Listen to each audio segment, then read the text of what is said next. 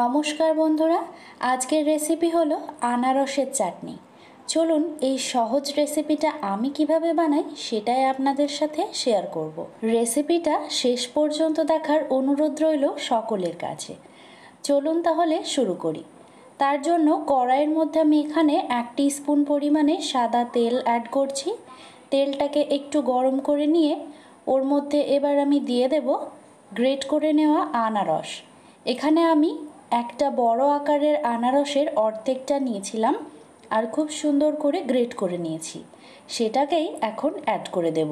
Caramel bread popcorn রেসিপিতে Anjuman cartoon channel থেকে দিদিভাই কমেন্ট করেছে, অনেক ভালো লাগলো, আজকেই আমি আমার মেয়ের জন্য এটা তৈরি করব। থ্যাংক ইউ সো মাচ দিদিভাই, আর তৈরি করে অবশ্যই জানাবেন কেমন লাগলো। এখন আনারসটাকে 2 থেকে 3 মিনিটের জন্য একটু ভেজে নেব মিডিয়াম ফ্লেমে।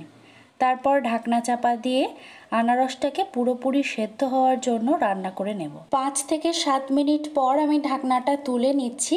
আর আনারসটা কিন্তু খুব ভালো মতনভাবে সেদ্ধ হয়ে গেছে। তার কারণ হলো আনারসটাকে খুব সুন্দর করে গ্রেট করে নিয়েছি, তাই সেদ্ধ হতে কম সময়ই লাগবে। তো এখন খুব ভালো করে নাড়াচাড়া করে দেব। এবারে আমি এর মধ্যে ড্রাই ফ্রুটস অ্যাড করে নেব।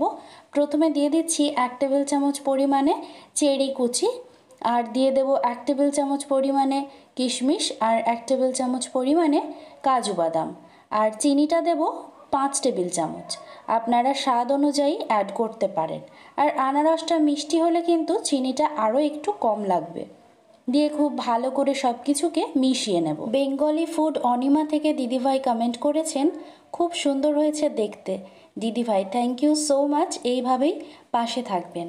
মৌ মজুমদার ব্লগস থেকে দিদিভাই কমেন্ট করেছেন, খুব সুন্দর একটা রেসিপি, দারুণ লাগলো, আমি বাড়িতে অবশ্যই ট্রাই করব। ভালো থেকো, সঙ্গে থেকো।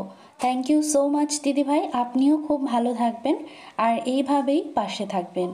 এখন একটুখানি নুন অ্যাড করে দিলাম, আর দিয়ে দেব একটা পাতিলেবুর রস।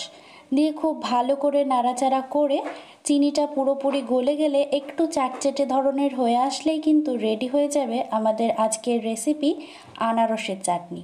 কেমন লাগলো রেসিপিটা অবশ্যই কিন্তু কমেন্ট করে জানাতে ভুলবেন না। আর এরকম আরও নতুনত্ব রেসিপি পেতে আমার চ্যানেলের সঙ্গে যুক্ত হয়ে যেতে পারেন। আজ এই পর্যন্তই, বাই।